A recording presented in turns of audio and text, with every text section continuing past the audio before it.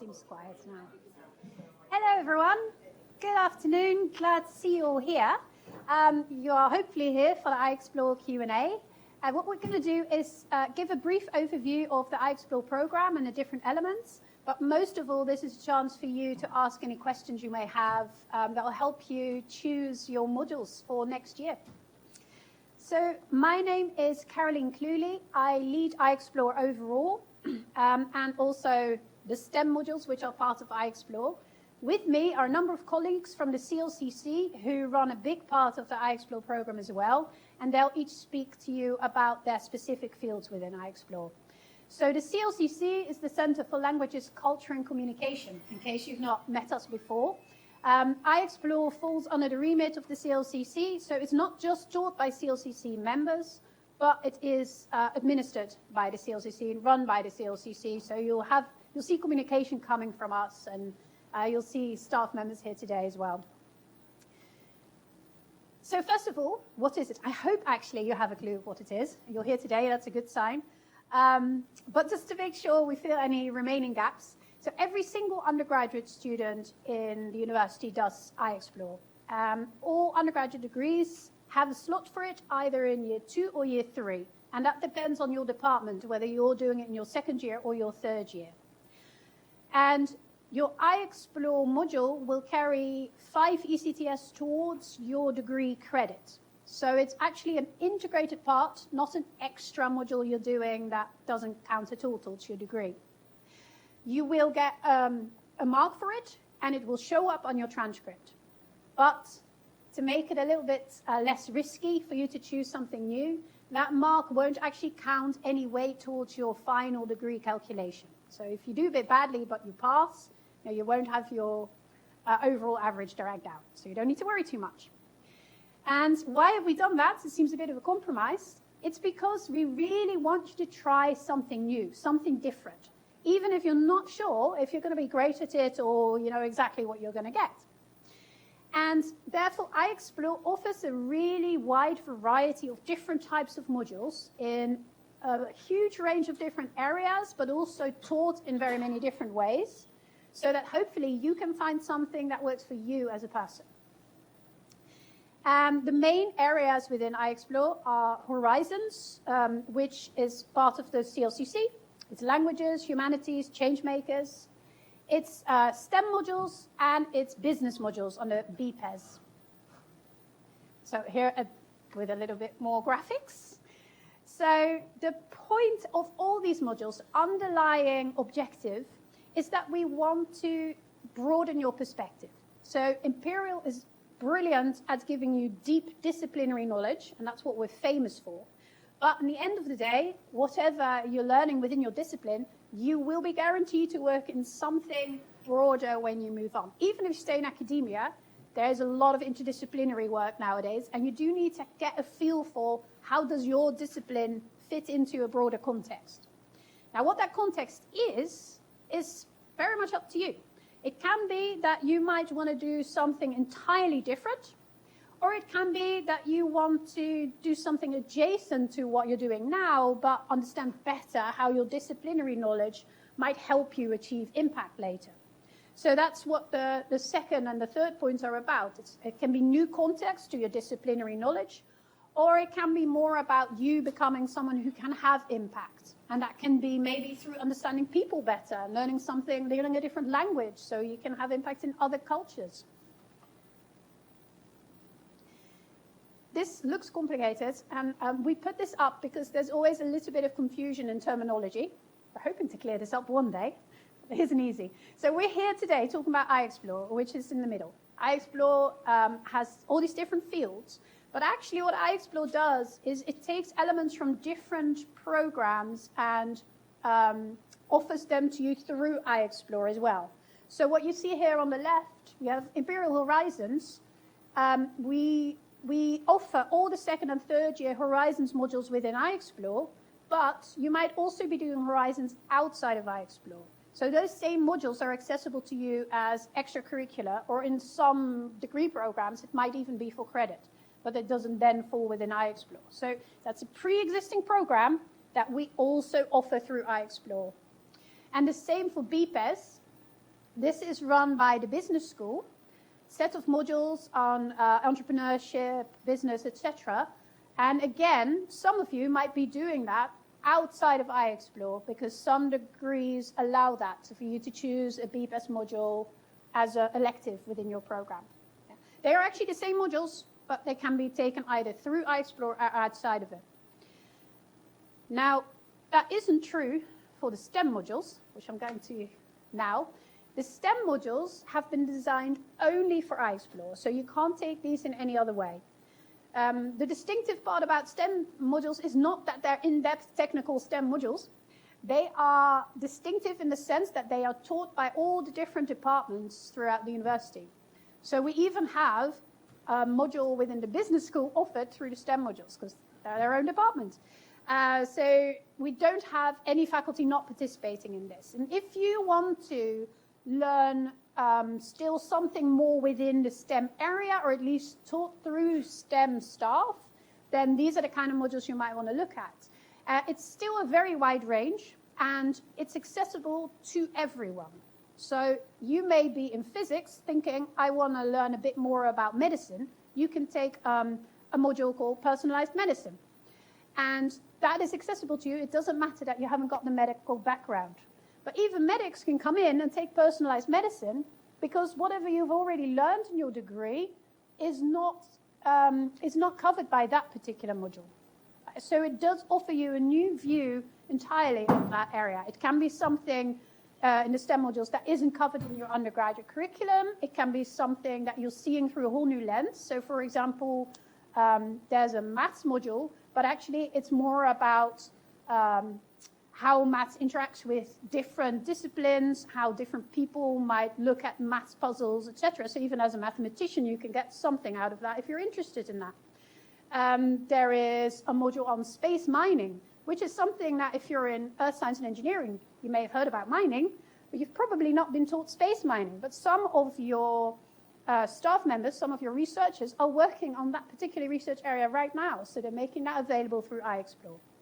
So that's what the STEM modules are about. It's a huge variety of different topics offered by different departments, and normally it tries to pull in a bit more context. So if we're looking at space mining, it's not about how do we mine on the moon, it's about what comes into play if we want to investigate mining into the moon.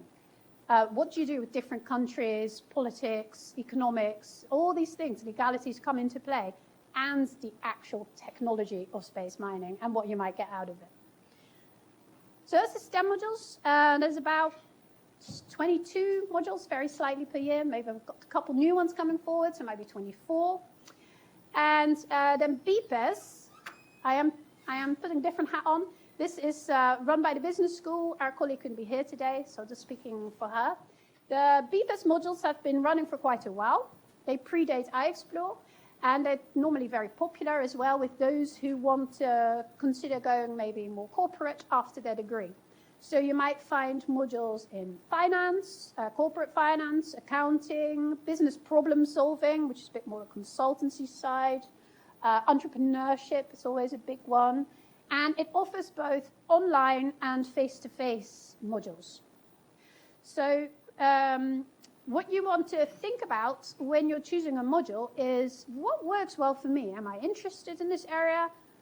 Do I want to work face-to-face or online? Some modules are taught in both ways. What works better for you? And both STEM and BPAS currently are within one term each, so they're quite condensed, whereas what you're going to hear about in a minute runs over 2 terms, so it's a bit more spread out. Same ECTS though, so same amount of work, and it depends on what you find fits your particular work patterns better or whatever else timetable you have from your department. So let's move on to Horizons. I'm actually going to pass over to my colleague, Marco. There we go. Thank you. Move one. Oh, yeah. So, yeah, thanks very much. So now we're talking about the Imperial Horizons modules that are available through iexplore.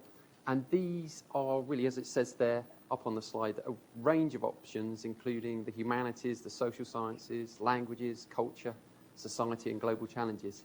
So this really is a chance for you to do something quite different to your STEM-based or your business-based degree program.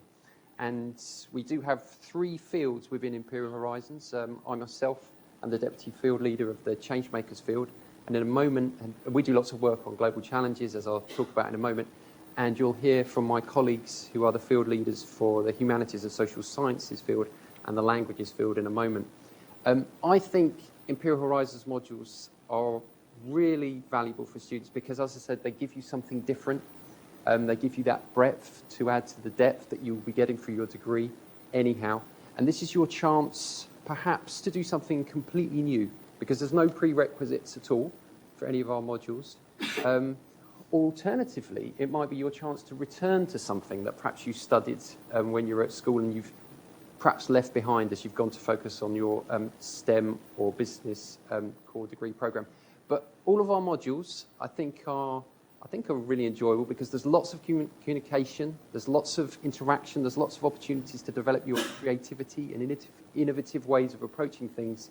And of course, you're doing this all the time with students from across the university. So you're seeing how different disciplines bring their different ways of working and then engaging with these social or humanities or cultural or global challenge-based subjects. So I think I can go to the next. Oh, what have I done? Only one button on that. Sorry, I wanted to go to the next slide, which introduces the 3 different fields that form Imperial Horizons. Thanks very much, Caroline. So yeah, as I said, Imperial Horizons is split into 3 fields of study. I myself am from the Changemakers field, so our modules really are all about making change in the real world. So we have lots of focus on sustainability and sustainable development, but we take a very broad approach to those terms. So there's lots of opportunities to engage with social or even personal topics as well within those. And we really give you lots of choice in our modules. So we have case studies from all over the world, including the global south, but there's also opportunities to investigate your own communities or your own lives. The key thing is that we'll give you the kind of guidance and support to use the research methods and tools that are appropriate for your particular case study that you've chosen for your module. So to give you a couple of examples, for those of you who are first years now thinking about your second year options for October, we have a module called My World, Be Happy, where you can research your own life and your own levels of happiness, as it were, and design an intervention to enhance that. We have another set of modules called Global Village Innovation Challenge and Global Village Visual Arts Challenge, whereby you can research a community from a different part of the world and create a sustainable design to improve the sustainability of that community, or even produce a piece of artwork for the Visual Arts Challenge inspired by that community. We have various other modules that are offered in the third year to give you a kind of taster. We have the Global Challenges Independent Project, where you can choose any project related to a global issue and even design the assessment brief with the module lead on that. And so you can work on your own independent project all year. And we have a module that went very well for its first run last year, People, Cultures and Creating Change, where you'll investigate your own position and positionality within the world and how you interact with different cultures based on that. And finally, I'll just plug a new module that I'll be teaching next year, which is called Sustainability in Practice, whereby you will get to engage in real sustainability work for 10 hours during the module, and then you reflect on that and come up with some proposals for change based on your reflections. So that's the Changemakers field, which I teach in. So I do hope to see some of you there. But I can now pass over, I believe, to Dr. Weatherburn. Hello. Yeah. Thank you. Thanks, Mark. Great to see you all. Thanks so much for joining, and thank you to Caroline, Mark, and Iria for their talks on this. So you probably won't know Imperial's humanities teaching goes back to the 1940s after the advent of nuclear weapons, when it was decided that scientists and technologists needed to be educated in aspects of ethics and philosophy because of the enormity of what had been discovered in that period. And since then, Imperial has run courses largely in philosophy, history, and sociology ever since. But in more recent years, especially with the advent of iexplore, we've expanded out. And so the way to think about it, we don't have the list right here. And I probably couldn't count them all from memory because there are so many now. But within humanities, social sciences, we're also increasingly bringing in arts courses as well. So the way to think about it is if you can do perhaps a GCSE, an A-level, or a degree in one of those subjects, then you can probably pick one of those for your iExplore in the coming year or 2 years, depending on which year you'll be taking it in.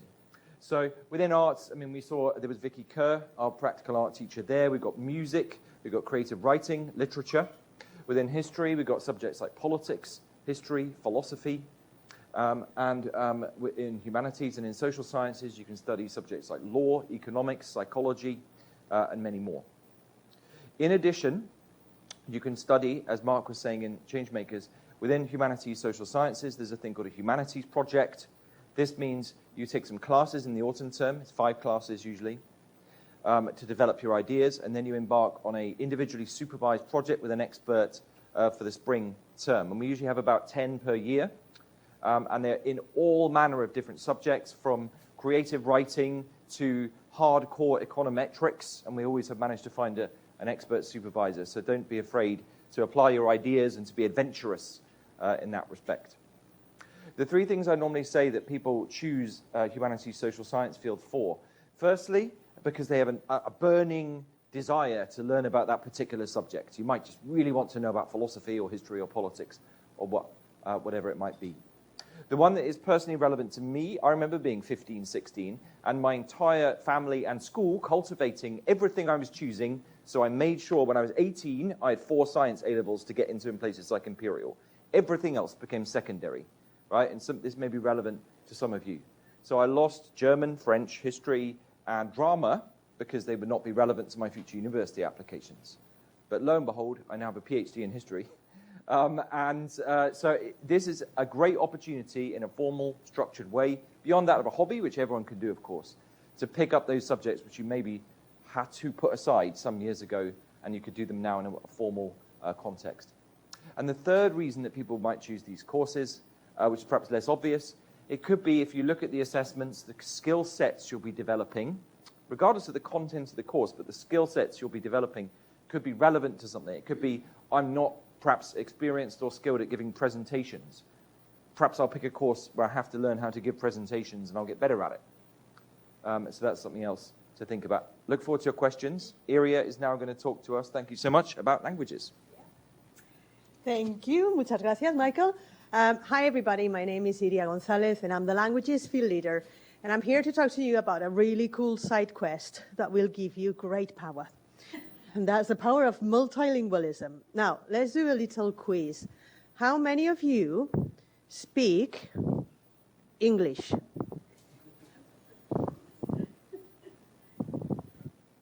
Thank you. And this is why you need to add another language to your portfolio. Languages, as part of iExplore, are something that that gives you the opportunity to pick up something that you may have left before, something that you have been cultivating in secret, maybe your heritage language, maybe your partner's language. Do learn the language of the person you love, please. And it's something that can also prepare you if any of you is going to go abroad and spend a year studying or doing research in an institution that uses a language other than English. Now, perhaps, as an aside, different to colleagues, different to subjects in other areas, the one caveat that we have in iExplore Languages is that you cannot take a complete beginner's course. So this is the chance for you to either continue something that you started on Horizons on your first year or on your second year, depending on when you have to take your iExplore, or this is something that will give you the opportunity to pick up on that, rusty GCSE that you had, or, who knows. So the world is your oyster here. We offer 10 different languages. I have been representing Spanish for a long time, until a couple of years ago. I know Spanish is very popular, but we've got some really cool stuff. We've got Korean, we've got Japanese, we've got Russian, we've got Italian. There's so much that you can do with languages. Now, language modules, again, are 2 terms a year. And yes, we will have you working quite hard, but at the same time, that is what you exactly need to really become multilingual and to be able to communicate and be yourself in a foreign language. At the same time, it's a space for you to learn how to communicate in general, for you to explore literature, for you to explore culture, music, and also to make some new friends. So I think I'm going to leave it here so that you can ask some questions at the end, but there we go. Thank you all. Now, should work now, surely. Yeah. Okay, so you've heard now from all the different areas, but each of these areas has a whole host of different modules. So you can't just from one talk immediately know what you want to do. You'll need to consider your choices. And sometimes it's easy to just go by recognizable titles, but that doesn't always lead to the best experience your following year, because you'll be taking this module for 1 or 2 terms, and you want it to be something that fits you and your expectations. So have a good look at all these different areas and think about these underlying questions. Is there an interest you have that you've been wanting to do and haven't been able to in your current degree? That might be something to pursue. Is there just a desire to maybe try something different, something you haven't thought about before? So look beyond the recognizable a little bit and see what else there is on offer. Does the timing work for you? Have you got a really overloaded first term and you'd rather do something in the second term? Are you pretty busy year round and just want to keep it a little bit less condensed, more spread out? Do you need to rush off to sports on the same day as iexplore and want to do something online so you can do it somewhere else? You don't have to be on campus. So think about all those things carefully. There's even a module that isn't actually on this campus. It's in the hack space.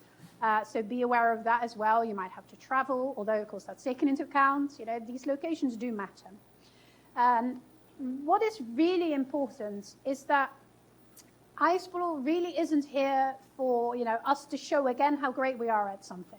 Because we're all Imperial. You've come here, you've gone through all the selection. You're still here, which is a good sign. We're still here. We've all been here a little while, I think. We're all used to this culture. Everyone is excellent, and it's great. But sometimes that can be quite constraining. Right? It can feel like, actually, I need to just do all the stuff I'm great at, so I keep that reputation up. And iexplore really is made for you to step away from that. And your lecturers are not going to expect you to be excellent at whatever you come in. They're hoping to just open a door for you and see what you make out of it. And the idea is that you bring in whatever curiosity you have or experiences in different places and can share that too. So often modules are really open to you just having maybe a different idea or a different view than a lecturer can bring. And do try and embrace that. Don't feel, oh my God, I just got to be there, work hard and get that 80% like I do with everything else. So most of all, as I was saying, that's why we're doing this bit. You need to pass, but you do not need to get a high mark. Try and leave that alone and really think about what would be exciting. What would I like to do for a term or two that adds something to me? And something that maybe a year later I can still talk about and has given me that little bit of an extra ingredient in my degree that I otherwise wouldn't have had. So that's what we're here for. That's what we hope to bring for you. And now, really, we are here for your questions. So please let us know. What would you like to know about iexplore? It can be very practical. Yes? I wanted to ask, because if I've been studying the language, how would you continue the language?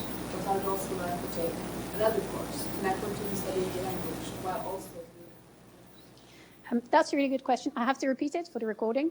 So the question is, if I've been studying a language and I want to continue that language, but I also want to do something else, can I do that? And I'm going to pass over to Iria first. Yeah? Yeah. You're a physicist, right? Yes. Can one person be in the same place at the same time, in 2 different places at the same time? So here is where you have to choose it strategically, because most of our modules take place within the Horizons slot. Correct me if I'm wrong. So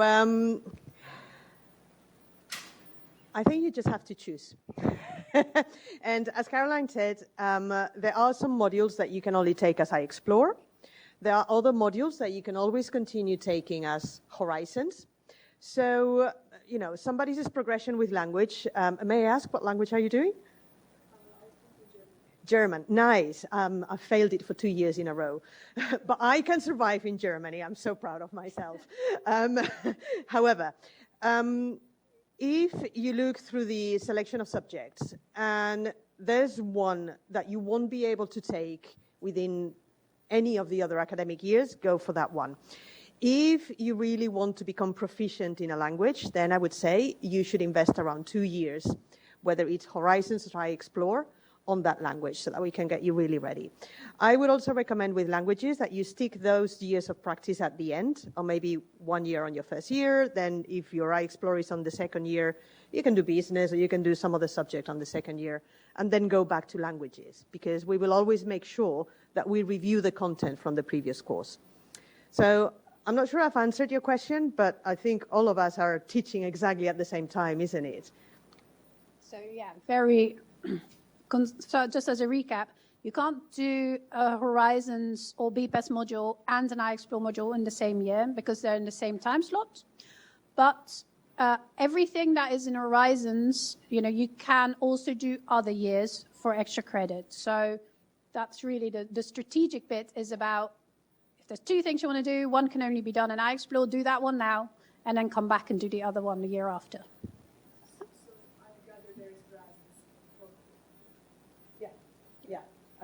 So Horizons, you can take it across all of your year. However, if you're a medic, for example, do check with your department, because some of the years you may be unable to access the opportunities offered through Horizons simply because you may be doing practicals in a hospital. With languages, remember that the one caveat is that a complete beginner's course is only offered as Horizons and on first and second year. There's other language learning opportunities that I'm really, we can have a chat later, or, send me an email. But basically, it depends on what your academic year is allowing you to do. If your department has decided that iExplore is on the 3rd year, then, that's where you have to make the choice. 4th year, my assumption is yes, we have students on the 4th year who are with us, but always check what is your actual curriculum, because you may actually be in a different setting, in a different campus, or doing practicals. Okay. Any other questions? That one went up first. Yeah. What's the schedule between iExplore and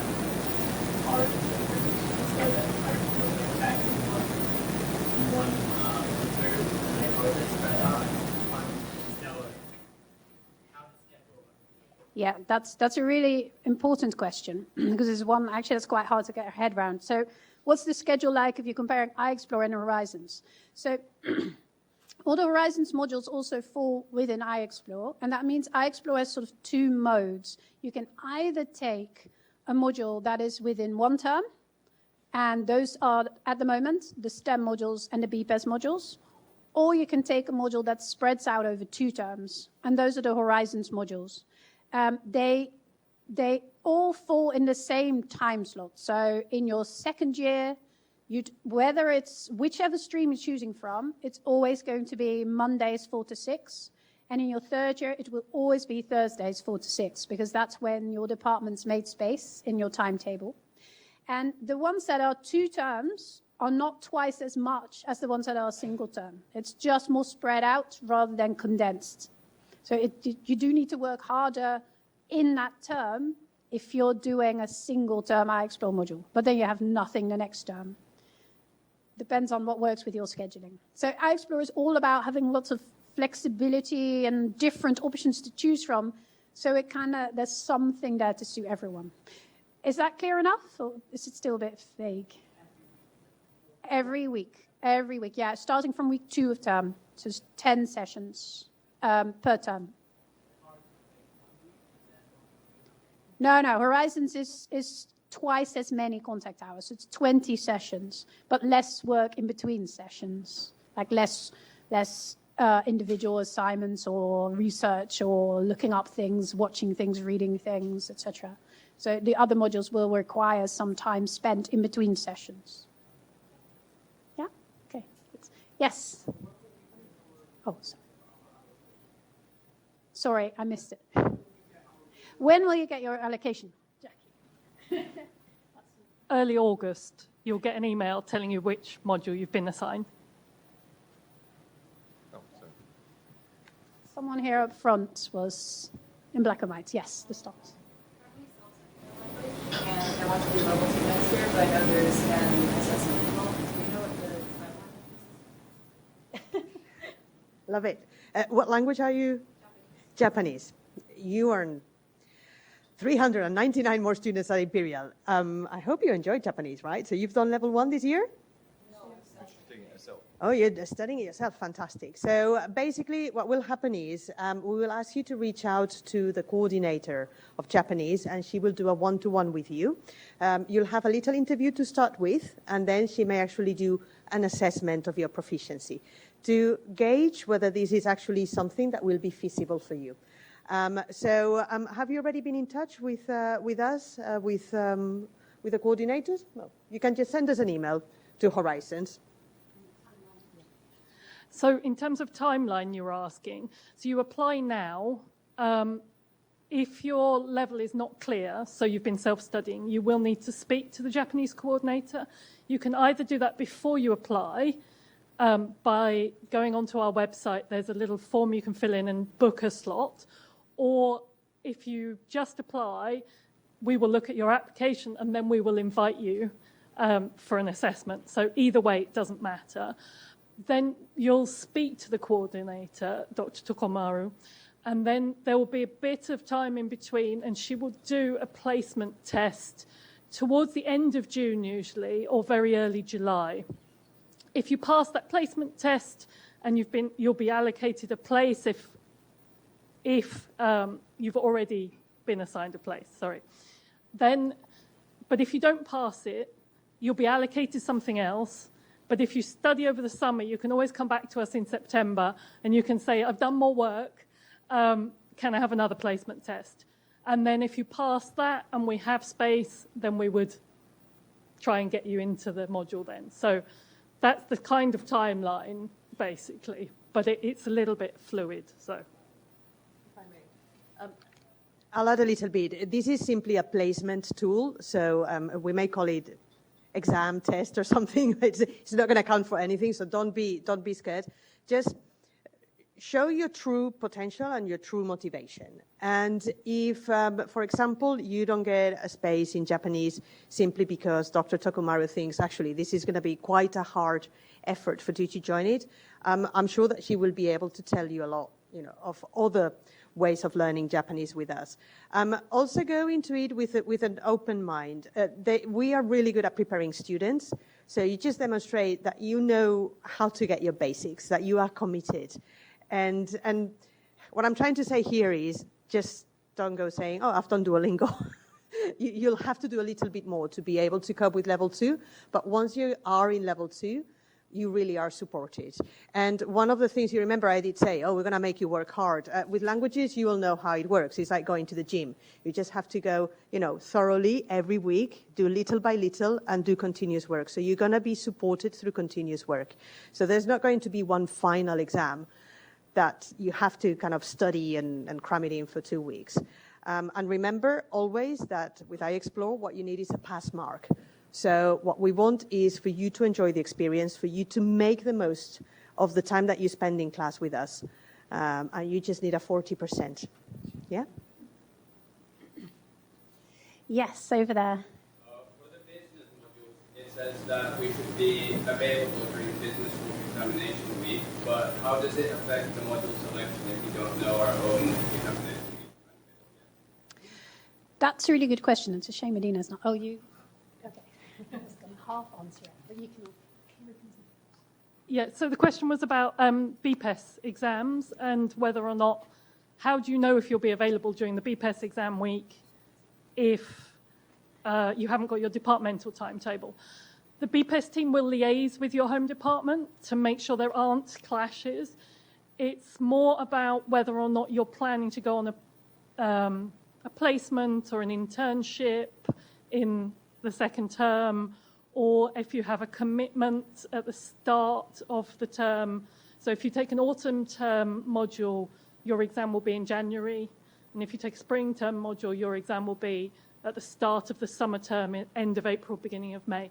So if you know that you're going to be abroad and you won't be back, or you think you might be, it's best to avoid a BPES module because they won't be able to offer you a reschedule based on your own, what's the word I forgot? Availability. Thank you. Yeah, so that's really about personal circumstances. And in selection, for the iExplore modules, generally, it's not like you have to justify every module why you're choosing it. We're allocating on a happiness optimization algorithm, so that's why we ask you to do 6 preferences. Do think them through, although I have to say, we tend to manage the first 3 preferences for everyone, but just in case there's a year that everyone chooses the same thing, we're asking you to fill in 6, so do think carefully about all 6. And it's not first come, first serve. It's just when the window closes is when we run the algorithm. And then, yeah, with languages, it's a bit more complicated because you need to be at the right level. So that's why there's that bit in there. But again, that's not like who's most motivated. Yes, yeah, question. What's the likelihood you get your first choice? What's the likelihood you get your first choice? 79, I think, on the last one. But yeah, we don't want to promise, obviously. We can't because you don't know who chooses. Yeah. Thank you. Speaking of which, some of the courses are very subscribed and quite small because we make them small on purpose. It's better. So if you want music technology, practical art, or creative writing, put it down first because they're very oversubscribed. Yeah? Thank you. Are they 2 terms or 1 term? They're all 2 terms. No, 2 terms. Yeah. Yeah, so obviously that Jackie and I just threw out is just on the overall 3,000 people that choose iExplore yearly. It does really depend on what you want to do. Some modules are more oversubscribed than others. Any other questions? Yes?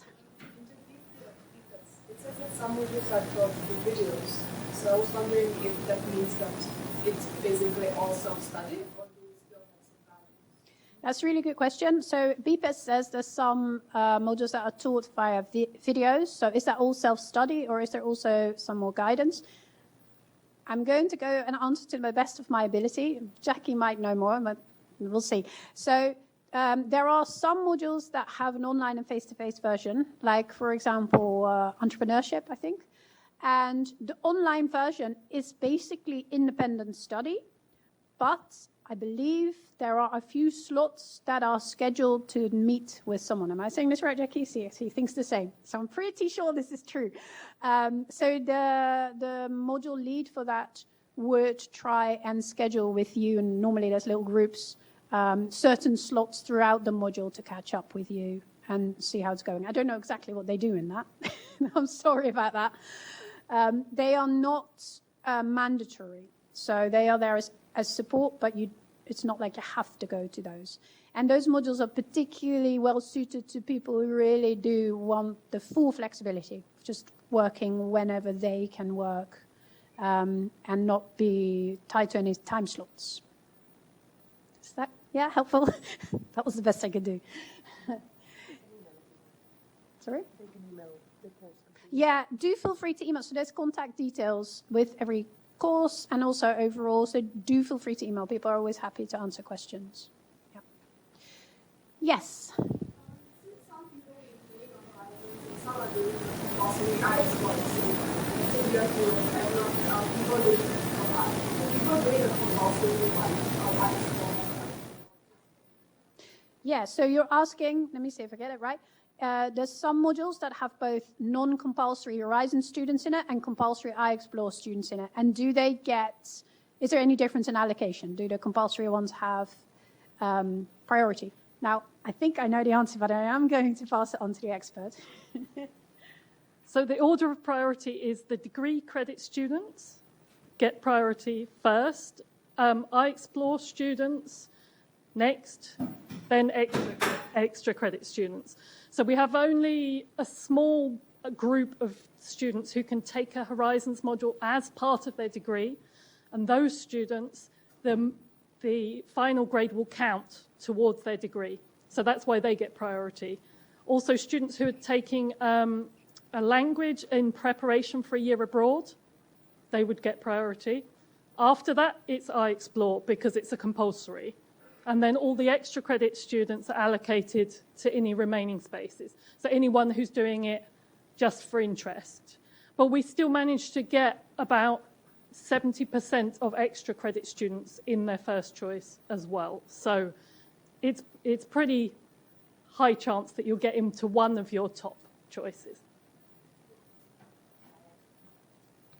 I will add on the priorities. If any of you is preparing to go to Spain, to a German-speaking country, or to France, your iexplore should be the relevant language preparing you. That means that if there's a topic that you really, really, really want to explore, we recommend that you do it as horizons on your return from the stay abroad. So rather than priority, we will sign up any student that we know is going abroad to the relevant language to make sure that you are really ready to go. Good.